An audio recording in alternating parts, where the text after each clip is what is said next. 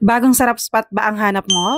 Hi mga kapudi, lalo na sa mga tiga-South, alam nyo ba na may bagong bukas na branch si Food Club located at Festival Mall, Alabang.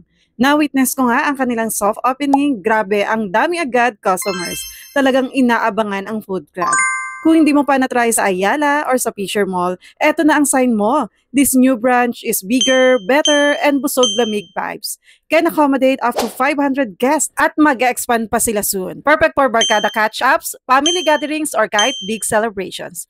Bakit love na love ko ang Food Club? For as low as 698 for lunch and 898 for dinner. Matitikman mo na ang up to 100 plus dishes from Filipino classics, Japanese faves hanggang Western cravings. Freshly cooked on the spot at mabilis at kita mo pa ang pag-prepare. Super linis, maayos ang setup, and everything is organized. Instagram worthy talaga. Plus, may mga iba pang promos like discounts for PWD, seniors, kids rates, may 25% off students discount, birthday promo, graduation promo, and 20 plus to group promo. So ano pang inaantay mo? Tara na sa Food Club Festival Mall Alabang, ang bagong sarap spot na siguradong babalik-balikan mo.